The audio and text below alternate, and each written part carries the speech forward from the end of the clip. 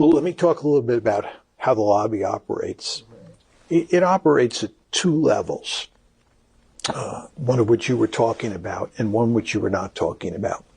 The first level, which you were not talking about, is in terms of public opinion and in terms of dealing with the public.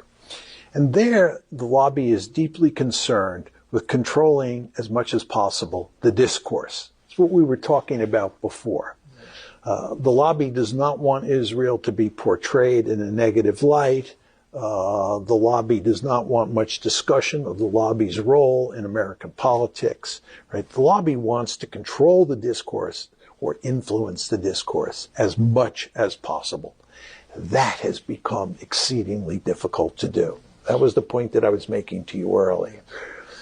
Second, and this is the second avenue of influence, the lobby is interested in making sure that policymakers inside Congress and inside the executive branch, and here we're talking not just about the White House, but also the State Department, the Defense Department, and so forth and so on, making sure those policymakers support Israel unconditionally. That word unconditionally cannot be underestimated. So the name of the game here is to influence those policymakers.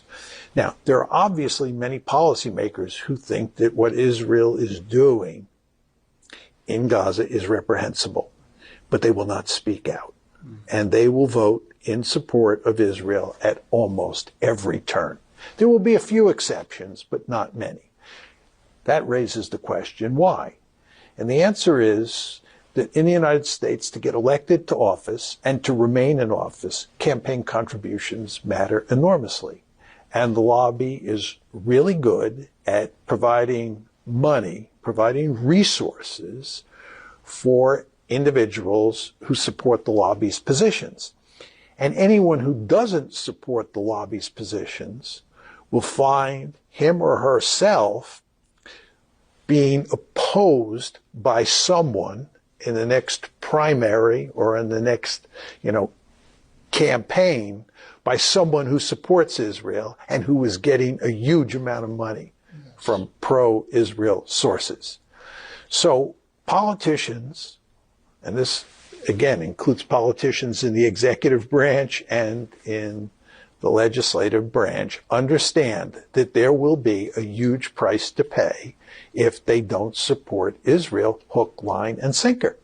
And they end up, in almost all cases, supporting Israel as a result. If you took away the ability of the lobby to provide campaign funds for political candidates, I think you would see very different voting patterns when it comes to Israel. Because this is not a case of all these politicians loving Israel and feeling they have to support Israel because it shares our values or it's a strategic asset.